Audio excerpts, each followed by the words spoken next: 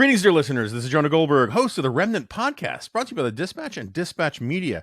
Very excited for today's guest. We are plumbing new depths of wonkery this week between Paul Bloom and now our guest today, who's a first timer, I should say, though I have been a fan of his stuff for quite a while. We have on today a senior fellow from the Manhattan Institute, James Meigs. He's a contributing editor of City Journal. He also co-hosts a podcast called How Do We Fix It? And writes the tech commentary column for Commentary Magazine. Before that, he was, were you editor, co-editor, Popular Mechanics? I was the editor-in-chief of Popular Mechanics, yeah. So one of the reasons we wanted to have you on was we have a lot of listeners who want us to talk more about nuclear power. But I don't want to do a whole hour on nuclear power, but we should probably just sort of, actually, no, let's forget that. We'll get to nuclear power. Let's start with, how did you go from Popular Mechanics to the world of wonkery?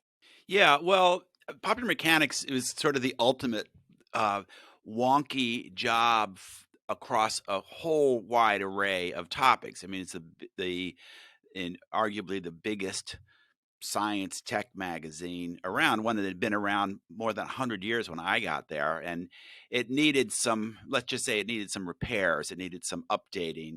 But what a fun time to run a technology magazine. I mean, we interviewed Elon Musk when SpaceX was still a very shaky proposition, and he was just getting involved with Tesla. We covered everything from environmental breakthroughs and clean tech to how to install a dishwasher and do stuff around your house. And what was so fun about it is the kind of person who if he buys a dishwasher thinks, yeah, I should install that myself. I'm not going to call a guy just to do this pretty basic job. He's also interested in the designs for new rocket engines, or why they had to retire the space shuttle and should have done it sooner. And, the people who love technology and have a hands-on spirit are curious about a lot of things. And that kind of fit me. I don't have a super technical background. I'm a journalist who's just really curious about everything, but I'm definitely the kind of person who grew up reading, popular science and popular mechanics and just constantly curious about how the world works. So are you a Mr. Fixit guy? To some extent. Again, I'm not going to come and rewire your house, but I always feel a little bad if I do have to, call somebody to do something basic around the house. So yeah, I like to tinker with stuff. Yeah, I mean, I am not a tinkerer. I would like to be a tinkerer. So I have tinkerer envy. But I'm closer. There was a great eulogy for Alan Bloom once, where someone, I think it was Clifford Orwin, who said of Alan Bloom, things were not his friend. What he meant by that is just not good at stuff, And I'm not there. I can do some technical computer stuff, okay, and I can do process of elimination for cable and these kinds of things, okay. But beyond that, electricity kind of does scare me. Well, it should. Yeah. Electricity can be scary stuff. So let's start. I guess we'll because I don't want to bait and switch anybody. Let's start with the nuclear power stuff. Where are we right now on nuclear power? Do you think, are you heartened as someone who is pro the use of nuclear power safely and all of that? Are you heartened by the rumblings of about turns in Germany and elsewhere? I'm very heartened by what's going on around the world in terms of a revival of, I would say, it's a return of realism about nuclear power. The idea that everybody has been turning their economies inside out, trying to go all renewables, and Germany's the world's leading example of this. And well, renewables have their place and their prices are coming down in some ways. They're still really difficult to integrate into the power grid because of the wild swings in output. Meanwhile, we've got this technology that's completely carbon free. You build a reactor and it can run for 50, 60, 70 years safely and crank out a huge amount of power 24/7. There's no other energy source that's as dependable as nuclear, and it does it all on a tiny footprint, 100 acres or so, just a relatively small plot of land, that and can do that for decades. So it's great that we're coming back around to recognizing the value of nuclear power. I think a lot of realists have put aside some of the concerns, some of which, the concerns about nuclear power were understandable, but once you take the time to research a little more deeply, you see that the idea of the risks were wildly overblown, and the risks of other power sources were underappreciated. So I'm really encouraged to see everything that's happening. France is building new power plants. Germany, after closing down they had some of the best nuclear plants in the world. They closed almost all of them down as part of their green energy program. So basically, it meant they were running in place while they're building wind turbines. They're shutting down carbon-free power. Finally, with their backs to the wall, they're recognizing they have a problem. But the Green Party still fights keeping their last couple of nuclear plants open. But around much of the rest of the world, and certainly around much of Europe, there is a kind of a new dawn of nuclear power. There's also plants being built in China, in the Middle East, and other places. So that's all good. In the US, we also have a lot of progress. We have bipartisan support for nuclear power. It's probably one of the only areas where you can get Democrats and Republicans on the same page. But there are still some significant obstacles, and those mostly come in the regulatory space. So every time I look into nuclear power, which is usually in response to some I shouldn't say crazy, legitimate controversy like Fukushima or whatever, I actually went out and visited Yucca Mountain back when it was still possible. But everyone always says the next generation of nuclear reactors is going to be so much better, so much safer, pebble bed, all that kind of stuff. Is it like, you know, for 50 years people have been talking about Brazil as the country of the future, and it just we never quite get there.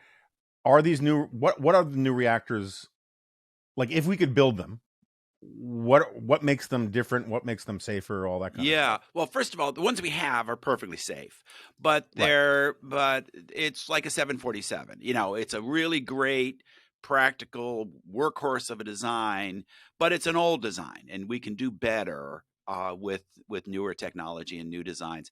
The key to most of the next generation reactors is that the reactors are a lot smaller. Instead of building a giant reactor that's going to put out 1,000 or 1,300 megawatts, building it on location, which is a very technically difficult operation. You build a much smaller one in a factory. You turn them out much more quickly because you're working in a factory, and you're making many of them instead of taking years to build one.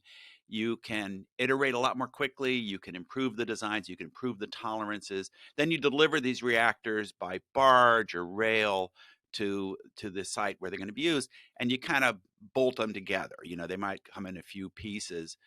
And then at a plant, instead of having one or two big reactors, you might install a half dozen much smaller ones.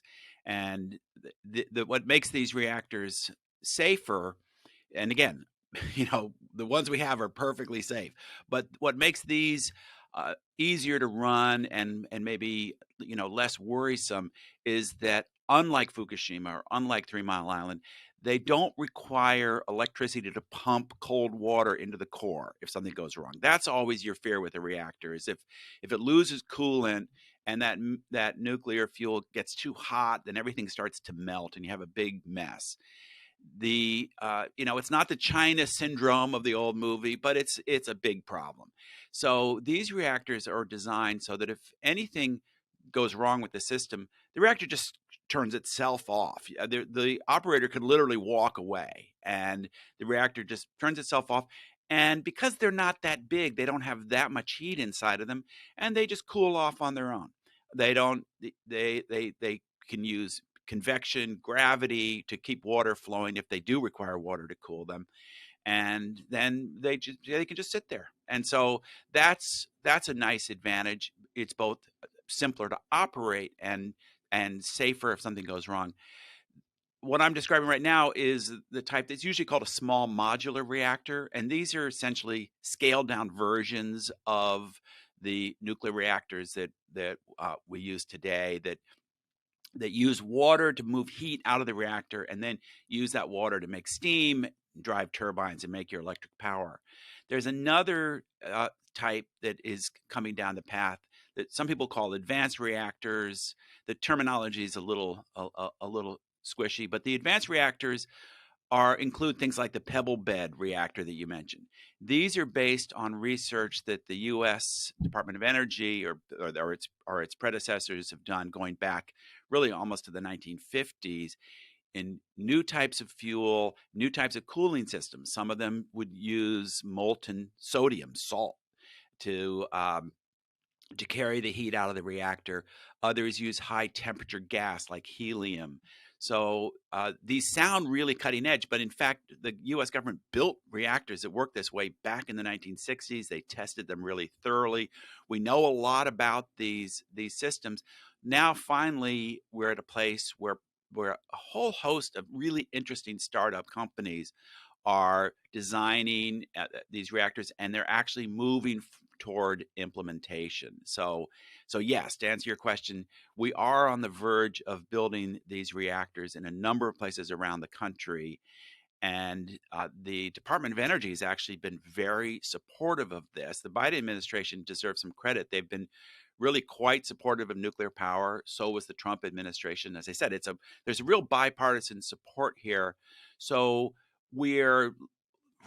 nuclear fans are really optimistic that we're kind of on the threshold of a whole new wave of plants being built.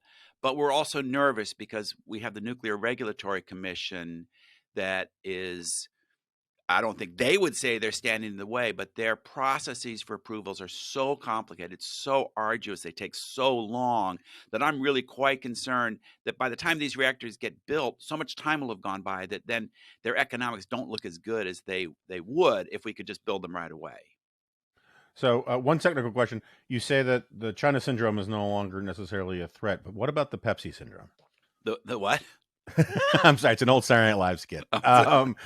Where Jimmy Carter visits a nuclear power plant and spills Pepsi on the control panel. Yes.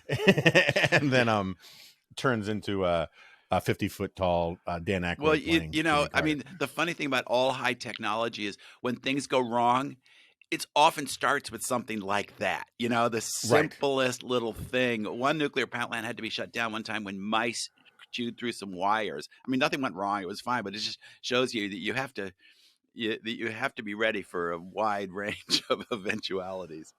Well, you bring up mice. So I'm kind of fascinated by the problem of urban rats, and I had a rat guy on the podcast a little while ago, and he claims, and he's not some outlandish guy. He claims that something like 20% of urban fires can be attributable in one way or another to rats, because they build nets near warm transformers. They chew through wires to get, the insulation and whatnot. And yet no one talks about, the economic necessity of eradicating the rodent menace. Anyway, you don't need to opine deeply on the rodent menace unless you want to. You did run a magazine that was constantly on the lookout for better mousetraps, so maybe, whatever. But so we all talk about the carbon intensity of things, right? How much, and like I still feel, I haven't done a deep dive on this. I still suspect that solar and wind are much more carbon intensive than we're being told because of the expense of building the damn things, of what goes into making batteries, which are really kind of hideous. And we don't talk very much about the energy intensity of things. And so I've seen arguments on both sides of this that so energy intensity is the amount of, better than I do, but just for listeners' sake, it's the amount of energy you have to put into something to get energy out of it, right? And so the energy intensity of wind and solar is not all that impressive. The energy intensity of oil and gas is really impressive because there's just so much energy in the carbon molecules. How does nuclear compare on the sort of energy intensity question? Or am I wrong? And also, am I wrong about the carbon intensity stuff about the wind and Yeah. solar? So first, the wind and solar issue. There's a whole study in this field of a life cycle analysis. If you include the mining, the shipping, the refining, how much energy is involved in building a wind turbine compared to the amount of energy it produces over its lifetime. And I'm not 100% confident in any of those analyses, but they indicate, as you say, that once you analyze the full footprint, it's not as good as people think. There's another element to this. People often measure wind and solar in terms of how efficient they are when they're operating, but they're only in a lot of the country, solar panels are only producing a decent amount of power about 20% of the time. Wind turbines are maybe 30% of the time, depending on where they are. If the wind blows too hard, you have to turn them off. If it doesn't blow hard enough, they don't work. And so if you think about it, you imagine you built a car and somebody said, I've got this amazing power source. When it's working, it's going to give you virtually free power. And you say, okay, great. But it doesn't, it only works part of the time. So I've got this other power source, this wind power source that gives you almost free power when it's working, but it doesn't work all the time. And I can't tell you when it's going to work. So you're going to need a gas motor too. You're going to need three different energy sources, and half the time you're going to have too much power, and then sometimes you're only going to have your gas engine. So each one of these things has to be, in a sense, overbuilt. And you can imagine how expensive a car would be, if it ran like that. That's kind of what we're doing with our power grid. It's an oversimplification, but you've got solar that comes on and produces a ton of power for a little while, then turns off very quickly when the sun goes down. You've got wind that comes and goes unpredictably. It always seems to not be there when you need it most, like during that cold snap in Texas in 2021, when there was all the different power systems were struggling, and they have a lot of wind in Texas, but it just happened not to be blowing during that week of that cold snap. So you have to overbuild all this stuff. So you can't just say how much energy goes into building those solar panels.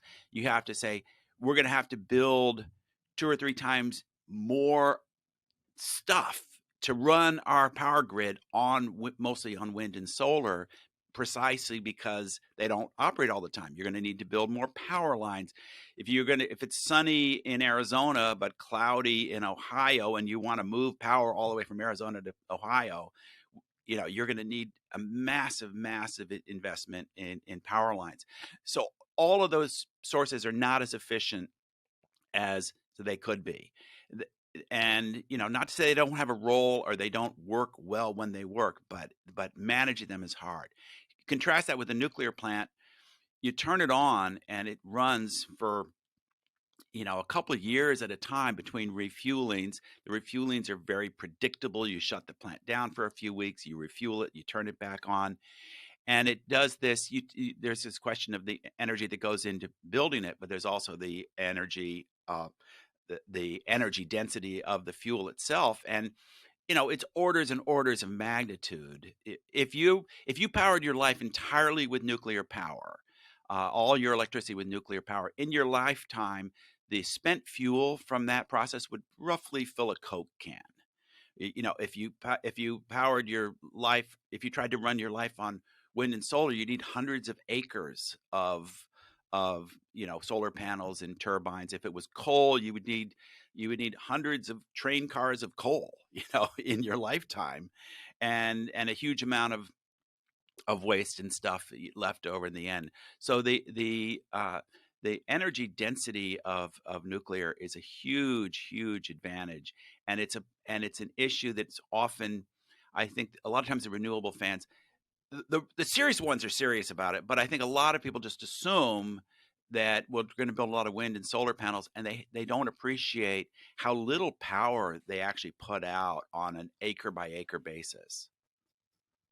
Yeah, again, that's, it seems to me, because I remember getting to these arguments about the amount of subsidies that go into oil and gas versus go into whatever, go into wind and solar. And the environmentalists would all say, look at it, look at the amount of money that goes into oil and gas. And that's a perfectly fair point about why you would subsidize an industry that's profitable. And you can have legitimate, arguments about that. But what they would never look at is that per unit of energy produced, the chart goes completely inverted, right? And so, yeah, in absolute terms, oil and gas was getting more money, but then you look and wind and solar was getting very little. But then if you look at like how much each unit of energy costs, it was pennies on the dollar, if that, from the subsidies for oil and gas compared to the amount of subsidies you give for wind and solar. And it just seems, like I I don't aesthetically, I don't like either. I really don't. I'm a big cross country driver. I think the windmills are kind of hideous. I like charismatic megafauna like birds of prey and raptors and all that kind of stuff. And it kills a lot of them. There's this whale stuff, but it feels like it's a vanity project in many of the instances that it's in. Where do you think, other than supremely windy places, or personal solar panels on homes, where are the best arguments on a pure efficiency basis for the big wind and solar stuff to your light, by your Yeah. lights? Well, the best argument, the best locations, as you say, West Texas, the Western Plains, where the winds blow steady. What's interesting about those places is they have low populations. So once you commit to wind, you're basically saying, let's build our power generation about as far from the population centers as possible, and then let's build thousands and thousands of miles of transmission lines to move that power much farther than we typically do. This is the heart of one of the reasons that the Biden administration has passed both the infrastructure bill and the so-called Inflation Reduction Act, is to fund stuff like those power lines. I'm dubious those lines are going to get built. We seem to have trouble building much of any major infrastructure these days due to all the delays and problems with permitting. Senator Manchin tried to come up with a solution to these permitting delays. It didn't really fly, but this is a major issue we're going to have to confront. But I say, okay, instead of trying to build, and even if those wind turbines, again, they can produce really cheap energy when they're working. But how about taking some of these coal plants we've been shutting down that are located close to where the power is needed? They're already hooked up to the power grid. Well, how about putting some of these small modular reactors there, where they would, you put 4 or 8 little reactors in one of these coal plants, or someplace where nuclear plants are retired, like on the Hudson Valley where I live. And it's not just plug and play, but it's pretty close to that, compared to saying, we're going to build a giant wind farm and then build thousands of miles of power lines to move the power around. And by the way, those are going to turn on and off unpredictably. So you're going to have to build a whole different power system as a backup for when the wind's not blowing. That doesn't seem like the easiest or most sensible approach to me. So, I'm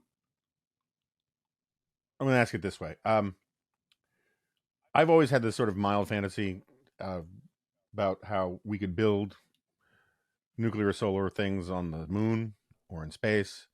And once we figure out that whole beaming microwave energy back to the surface thing, um, get our energy that way. I realized there were some technical issues. Don't get me wrong. But so what are what are your fantasy energy products other than fusion, which I think sort of satisfies everybody's, hopes and dreams? Um, if you could run a R&D fund for the federal government to put X amount of money in that you knew you had a high sense of confidence would probably pay off, what are sort of the dorky things that you would emphasize? Do you want to like put a hydroelectric dam in front of the Straits of Gibraltar? I know that's one of those things that the engineers love the idea of. Which ones like tickle your funny bone or your Yeah. fancy? Well, first of all, on this idea of collecting energy out in space and then beaming it to Earth, it's still pretty hard to build stuff in space. And I interviewed Elon Musk a few years ago and asked him about this, and he was just blistering on what a dumb idea he thinks it is to build power stations in space and try to beam the energy down to Earth in terms of its inefficiency. If I was king of the world and was going to implement my own industrial policy, the answer is right here. I mean, yeah, we could look at next generation things. Fusion, clearly, if and when that materializes in a usable way, that'll be fantastic, world changing, absolutely world changing. But we have fission, nuclear fission right now. It works really well.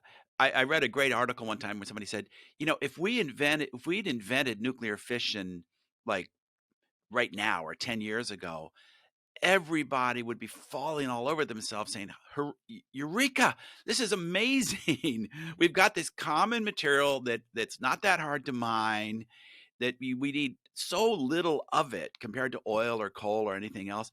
And it produces this tons and tons of carbon-free power. This is it. This is our solution. Let's go. And yet we haven't done that. It shows how much policy in our world is really not sensible.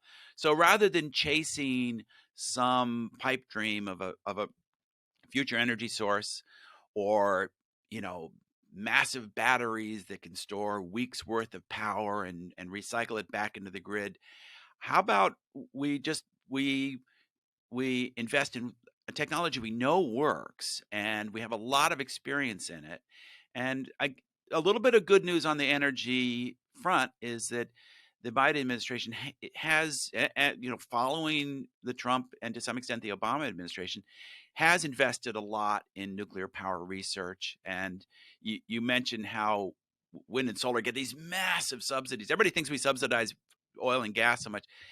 By one estimate, solar was for a long time was getting per kilowatt hour about 250 times more subsidies than really the fairly modest subsidies that go to oil and gas. But how about just less subsidies? How about how about we lower the market barriers, lower the regulatory barriers, and stop trying to push the market in all these crazy directions, and let nuclear power compete on a level playing field. You know, I'm kind of glad that they're subsidizing some of these early plants. They're investing some money in building a couple of these advanced reactors and small modular reactor plants.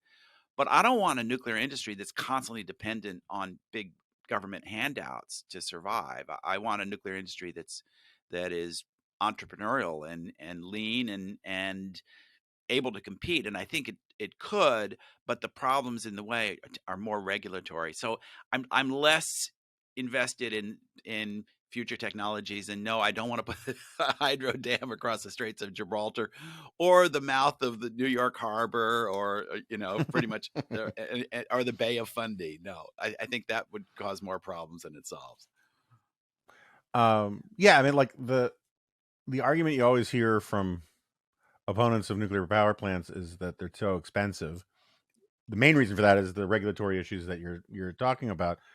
But I also have a certain amount of exhaustion with that argument from people who do not care about the costs of any other energy thing, right? I mean, like they're perfectly willing to subsidize through the teeth wind and solar and all these other things and electric cars, and they like budgetary discipline is not something they invoke except for the one energy policy that they don't like. And then all of a sudden they get all green eye shade about it. Like Bernie Sanders says, oh, nuclear power is too expensive. Really? Bernie Sanders really cares about husbanding the resources of the federal government in a responsible way. I have my own views because, I did that stuff with Yucca Mountain, but like, what do you say to people about the problem of nuclear waste? Yes. I recently visited what people would consider a nuclear waste facility. Due to the wisdom and political conniving of our former governor, Andrew Cuomo, our big, beautiful Indian Point nuclear plant on the Hudson River, about 30 miles north of New York City, shut down in 2021. And of course, that meant that our consumption of natural gas and our carbon emissions shot up dramatically. This is part of a supposed green policy. But what's interesting there to me is all of the fuel that plant has used is stored on site in what are called dry casks. After the fuel comes out of a reactor, first it goes into a kind of a swimming pool for a few years. It loses a lot of its heat and radioactivity. And then you can take those rods out and store them in these big steel drums that are surrounded by reinforced concrete. It looks, if you can imagine, kind of a squat farm silo. That's what it looks like. So I sat on the pad with all these dry casks and, leaned up against them. And it's about as safe a way of storing spent nuclear fuel as you can imagine. The Yucca Mountain you mentioned was the U.S. government passed a bill requiring the DOE to establish an underground or a safe storage facility, and they spent billions developing this facility, Yucca Mountain in Nevada, which I'm sure you've talked to your listeners about how it got shut down basically by Harry Reid and Obama's unwillingness to really fight to to make sure that the will of the people was followed and this national facility was set up. So now we just store the spent fuel on the sites of nuclear plants around the country. I think there's about 70 facilities that have spent fuel on them, maybe a little bit less than that. It's not a great option, except the more you look at it, it's actually fine. These facilities are all guarded. They're safe. Nobody's going to drive up with a truck and steal one of these casks. They weigh way too much to cart away. You could shoot grenades at them, try to bomb them. There's just really not much of a risk with this. Is it a solution that'll work for thousands of years? No, but we're a smart civilization. We'll deal with it. The thing to remember is there's so little of this spent fuel. The Department of Energy always says if you took all the fuel rods from all the plants that have made electric power in this country through our history and stacked them on a football field, they would stack up about 30 feet deep. So it's not that much. And so, yes, it needs to be managed. Would it be nice to have a national facility? Yeah, eventually. But the system we have right now is fine. And the really interesting thing is some of these next generation reactors are set up that they can actually use spent fuel. Most of the energy in that fuel is not fully extracted in a conventional nuclear power plant. So you could take those old fuel rods, reprocess them, and use that fuel again. So instead of looking at these as nuclear waste dumps, we should look at them as repositories of clean energy. We could stop mining uranium tomorrow. Just use the energy that is embedded in those spent fuel rods at plants around the country, and we could power our country for something like 100 years.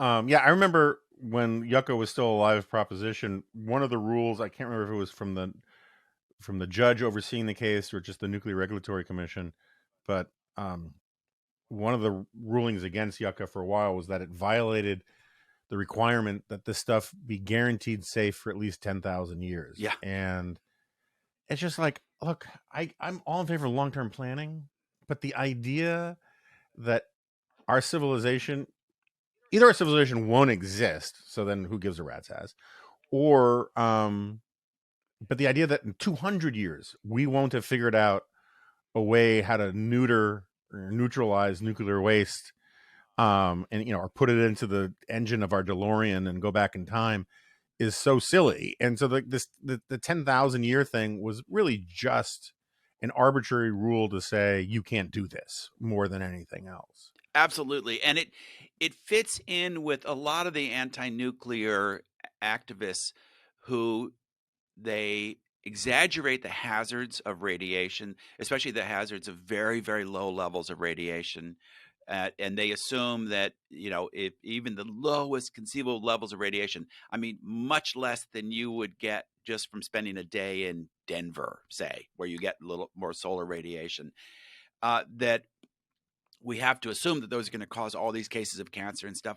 The evidence for that is non-existent. In fact, quite to the contrary, it doesn't. They really can't find harm from very low levels of radiation at all. So, and yet this has been, this kind of catastrophism has been the backbone of the anti-nuclear movement, even among groups like the Union of Concerned Scientists, who are always find something to be concerned about, and they never want to balance these minuscule risks against the massive benefits of a source of power that means no more pollution going up the smokestacks of coal-fired power plants, which, guess what? Along with sodium dioxide and ash and a million other bad things, also release radiation into the atmosphere. So it's one of those best is the enemy of the good problems, and I think it's almost a mystical, almost a religious fear of nuclear power that goes way beyond any practical concern. Yeah, I mean, but if you read psychologists like Jonathan Haidt and stuff, it's a little understandable. It's wrong because there are lots of things that come from our primitive wiring that are wrong, like rape. But the fear of unseen contagion is something that really pings part of our lizard brain, and I get it. But at the same time, I'm not the one calling climate change an existential threat or an extinction level threat. And if you honestly and sincerely believed that climate change is an extinction level event, which no serious climate scientist says, right? The UN, IPCC doesn't say that. But Bernie Sanders says it, Elizabeth Warren says it, Joe Biden says it. This extinction level threat. The idea that you wouldn't risk using nuclear power, despite all these things that the Union of Concerned Scientists, who are total alarmists on climate change, say all the time. I mean, the analogy I always use, which annoys some readers and listeners because I use it a lot, is if there was a asteroid heading towards planet Earth that had 100% likelihood of being a planet killer if it reached us, and a bunch of scientists said our best option is to send a bunch of nuclear weapons into space at it at a great enough distance to nudge it out of the way, and all the movie plots and whatnot, the contempt people would have for the people saying, well, there's such a moral hazard of using nuclear weapons as a tool, and is that really the kind of society we want to live in? And what about the possibility of it raining back down in the atmosphere? I mean, like all of these kinds of things, which are things to be concerned about, but they are not arguments against letting the asteroid destroying the planet. And yet the rhetoric of the people most concerned, I mean, the Venn diagram of people who are most alarmist about global warming are also the people most opposed to one of the only like usable solutions to carbon emissions. And it makes it very difficult for me to take a lot of them too seriously. Yeah, absolutely. The good news is, for at least 10 or so years, there's been this growing movement of environmentalists who are concerned about climate and do take nuclear power seriously. Stuart Brand, the legendary founder of the Whole Earth Catalog, is one. Many others. There's this whole movement known as eco-modernism that takes a really hard-headed, kind of technocratic look at environmental problems and challenges a lot of fuzzy environmentalism. This movement is really gaining steam, and the very fact that the Biden administration is really quite supportive of nuclear power is positive. uh, Michigan Governor Gretchen Whitmer, certainly someone most conservatives aren't a big fan of, but she's been pretty strong on trying to get. They had a nuclear plant that shut down last year. She's been fighting to get that plant reopened. So that would be a real first in this country if that happens. So there are some bright spots here, and I'm guardedly optimistic, but we've got to clear these hurdles. If we can't build a highway or a subway tunnel in this country, we're not going to be able to build all these nuclear plants or all the power lines and wind turbines that some people want. And so we've got to solve that problem. We've got to remove these hurdles to getting anything done. I'm not going to go off on my demolic sclerosis rants, but I agree with you about the problems of the sort of the, the sclerotic nature of the regulatory state and the legal environment. I want to switch gears a little bit. At some point, I got to do a whole show about AI. I've been sort of putting it off for various reasons, partly because Chat GPT keeps telling me to. But where do you stand if Jim Pethokoukis is 10 and it's unicorns and rainbows for as far as the eye can see? Where do you stand between? Or so if 10 is it's all upside and 0 is I for one can be useful in the AI salt mines. Where do you come in on the AI thing? Yeah, that's it's hard to come up with a number. I'd say maybe a 6. I think uh, AI will create all kinds of efficiencies across many different industries, and including in our personal lives. This the new version of ChatGPT 4 is just coming out. I've got an email. I need to sign up and get on the waiting list to be one of the people who tries it out. I haven't done it yet, but we're seeing a system that could help you edit video more easily, that you could help you, point your phone at things and have them identified. Google already does this using AI to some degree. I mean, if you're into you say you're into like birds and charismatic megafauna, well, you can be out in the woods and just point your phone at tree bark and identify what kind of tree it is. That's pretty cool stuff. So there's a lot that could improve. It could improve a lot of medical care. I saw a great demonstration where a doctor showed how he uses ChatGPT just to send emails to the insurance company saying, will you please cover this CAT scan or whatever I need for this patient? And instead of spending 20 minutes writing it himself, ChatGPT writes the email, cites the academic literature. I'd rather have my doctor spending time talking to patients and not writing emails to insurance companies. So we're going to see a lot of little things like that. So that's all good. Will it disrupt jobs? This is always ever since the invention of the automated loom, this has been the dilemma. Every time a new technology comes along, it's like it's going to replace workers. Well, this will, and it will replace workers in higher status industries than before. We used to worry about technology replacing field hands or factory workers, which it did.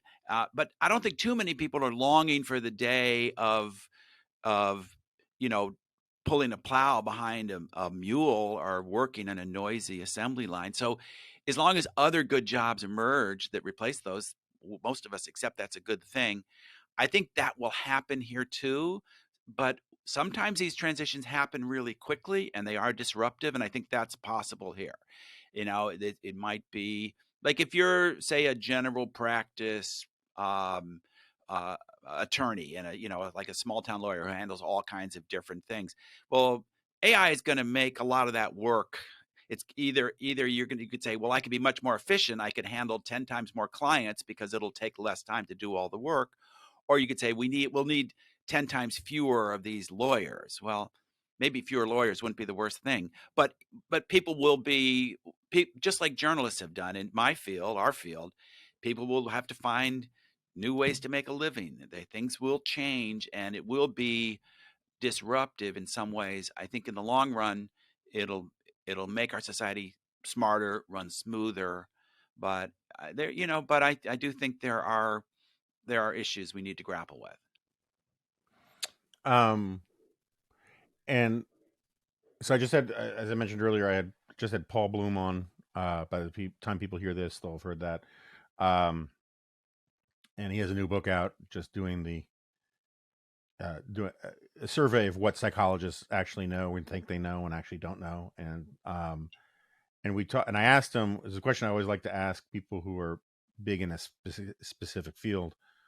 What are the questions that are really dividing people in your field? Like what is a topic that you try to avoid at a dinner party because you just know it's going to start an argument?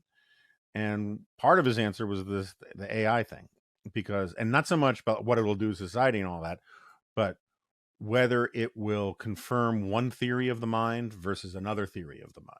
And one theory of the mind is that basically our human brains are just statistical association machines, and consciousness emerges from that, like an emergent property. And if I'm butchering Paul's explanation of this, I apologize. Um, but I bring it up because I've been thinking about it a bit. Do you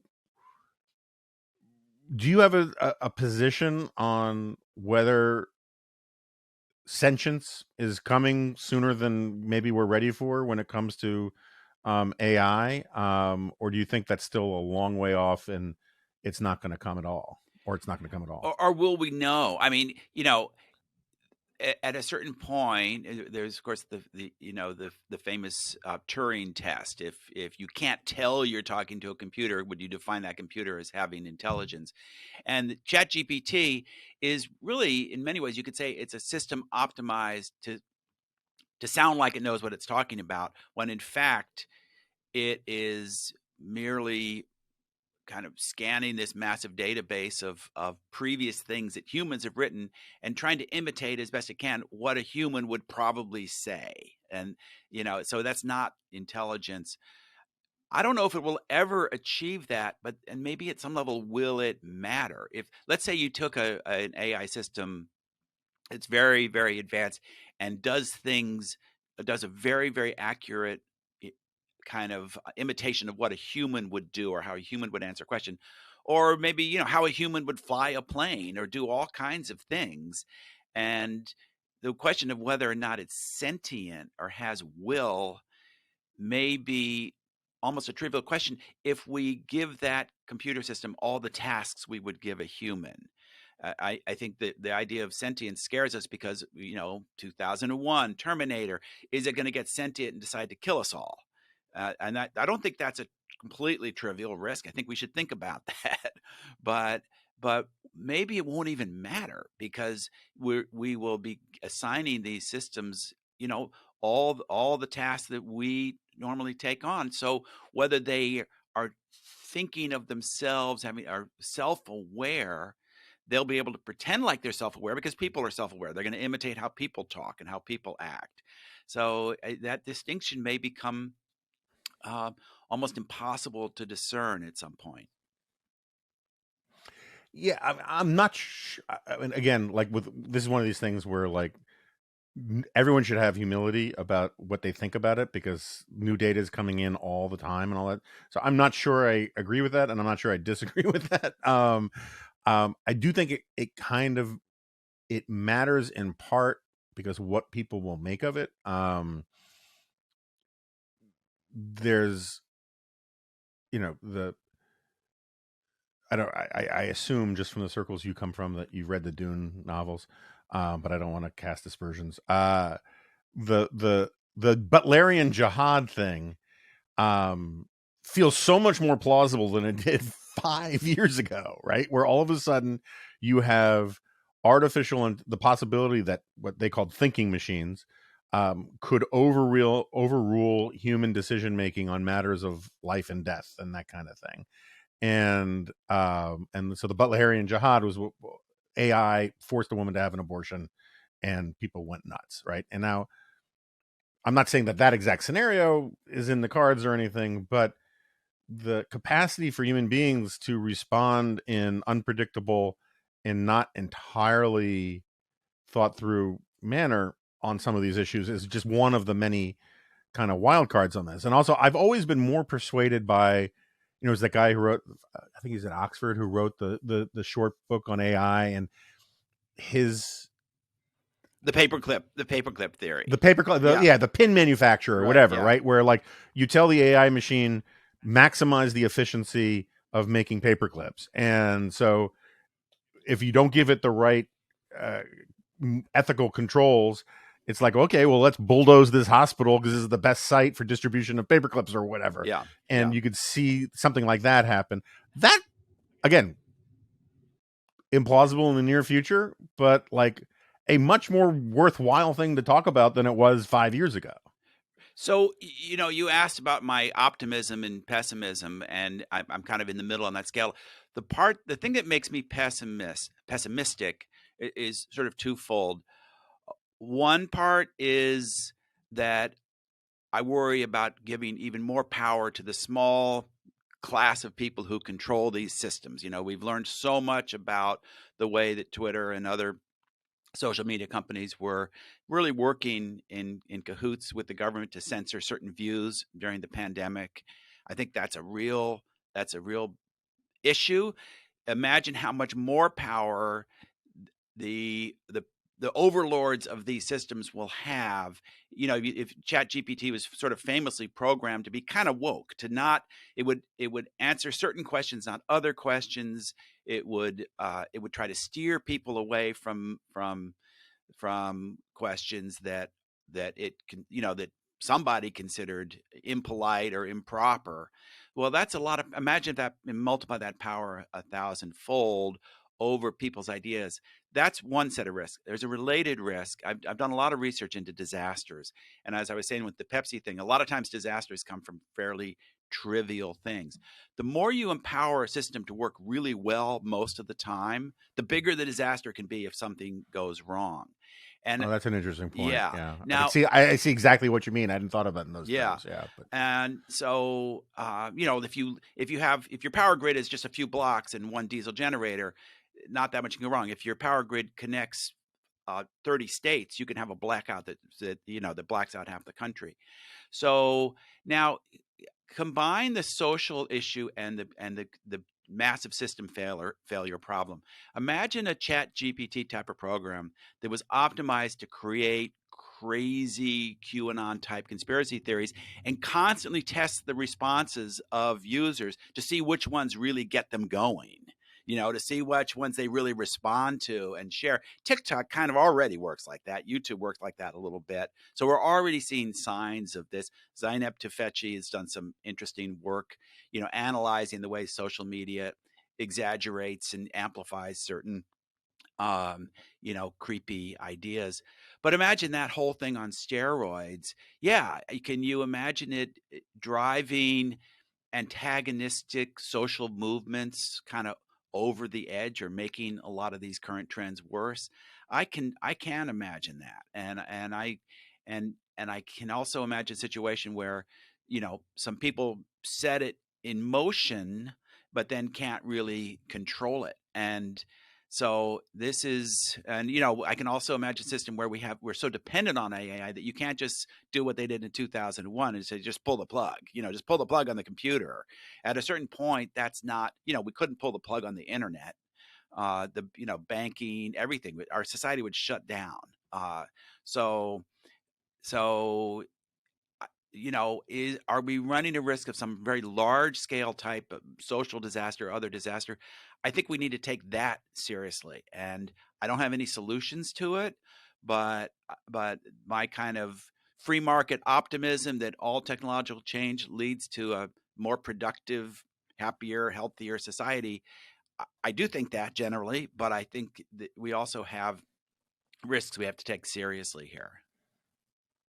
yeah, I mean, it's funny how, so like we were talking about the environmental climate change stuff. The people who are most vested in the need to cut carbon emissions are the ones most opposed to nuclear power.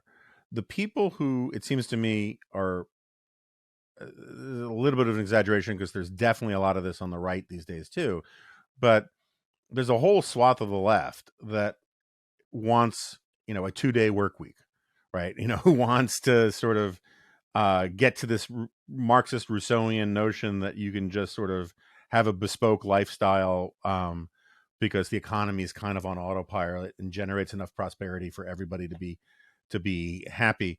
And it seems to me inconceivable that you get there if you don't, if the George Jetson economy where you go to work and you press a button and then you hang out and then you come home is impossible without AI infusion and a few of these kinds of things.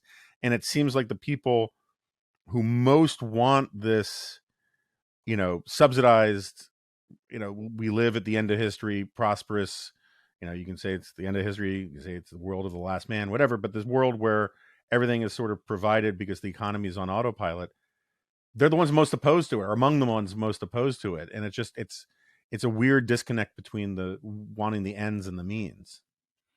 Yeah, well, it's funny you mentioned that kind of Rousseauian fantasy of this natural life. What was it that Marx said? In the future you'll go fishing in the morning and farming in the afternoon, then read books or write. There's a strong strain of romanticism that runs through a lot of left wing thinking. You really see it in the climate movement. You see it in the movement that the so-called degrowth movement.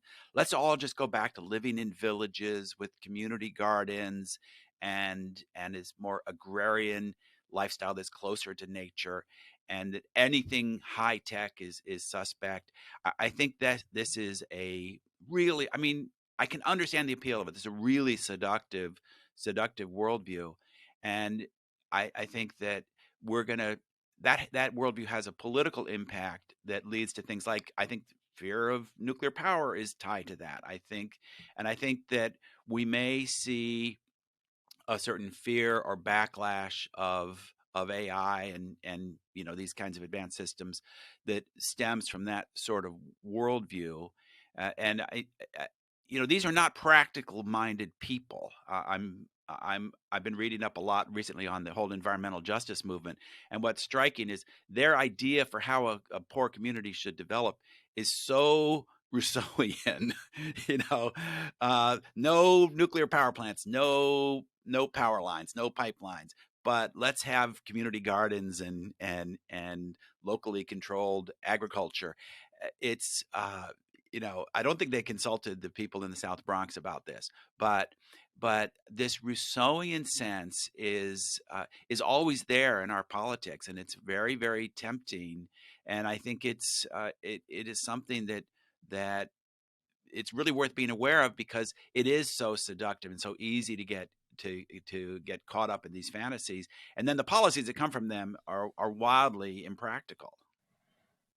Right. I mean, like, my point is, like, if you want to live in the Diamond Age, the book, or if you want to live in the holodeck, right, or if you want to live in, and I'm not saying we should want to do these things, but if you want to live in the virtual reality where it's actually tactile and you can't really tell that you're in the metaverse and all that kind of thing, community gardens ain't gonna get you there. You're gonna need some honking serious advanced technology to do it. Um and that's why I have a lot more sympathy. I've always had a lot more sympathy for techno Marxism than for the sort of Rousseauian Marxism that is so dominant, where and again, it is now, just to be clear, it's a bipartisan thing.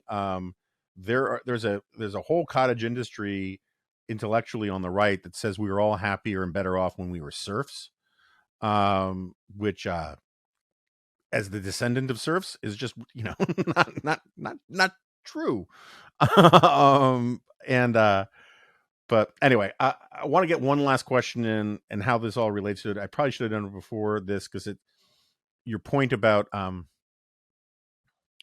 the people running the the choke points on the decision making process on things like AI and all the rest, I think, is a very good one, and it sort of ties into something you wrote about for commentary a while back on elite panic. And so, why don't you explain what elite panic is and why um, you think it matters so much? Yeah, a couple of years ago, early in the pandemic, actually, I wrote a review of a book called "This Is Chance," and it was a portrait of the Alaska earthquake in 1964. And something jumped out at me in the book. When the city of Anchorage was wrecked on this chilly March day, the police, their biggest concern was looting. They thought, the whole city had fallen apart. But they thought that mobs were going to come downtown and all the store windows were broken. They were going to start looting the stores. So they got all these people and they put armbands on them, and they even gave some of them guns and sent them out in the streets to patrol the streets to prevent looting. And this is a common view among authorities anytime there's a disaster, is that the public can't be trusted. They're going to run wild in the streets. Do you remember after Katrina, there was all this talk about gangs roaming the streets, shooting at rescue helicopters and stuff. It was all made up. None of it was true. And yet it really stymied a lot of rescue efforts. We see some of this in the response to the pandemic. Early on, there was so much fear that people would, first there was fear that they would all go on some kind of, racist mob attacks on Chinatown or something. So we had to reassure them that Chinatown was safe. And then, there was the idea that no one would behave properly, or that everyone would use up all the masks. So Fauci told us not to wear masks because he didn't say we needed to keep them for the healthcare workers. He just said they didn't work. There was a whole series of deceptions, spinning the information, some cases, outright censorship to try to enforce the public health consensus. But that consensus was premature, and the idea that the public was going to be dangerous and misbehave, to me, was an example of this elite panic phenomenon. And in fact, usually what happens in disasters, and what happened in Alaska, is the people got organized and went out and searched buildings and rescued people and rebuilt the city, or began really serious efforts to salvage what they could almost immediately with very little supervision from the government. That's actually the norm when people confront disasters. And I think the tendency of people in positions of authority to think the worst of us when things go bad is itself something that compounds some of these disasters. Yeah, I mean, I remember reading that piece and thinking about it because I spent a lot of time thinking about post-apocalyptic stuff, probably too much time.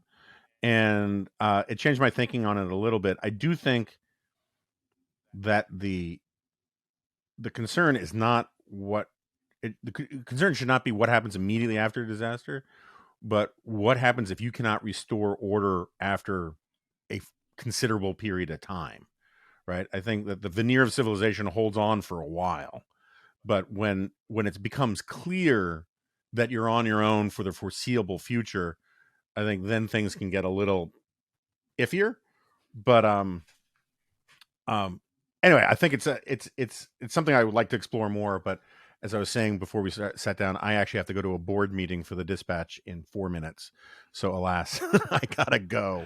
But I hope you can come back sometime. I'd love to, Jonah. It's great talking with you.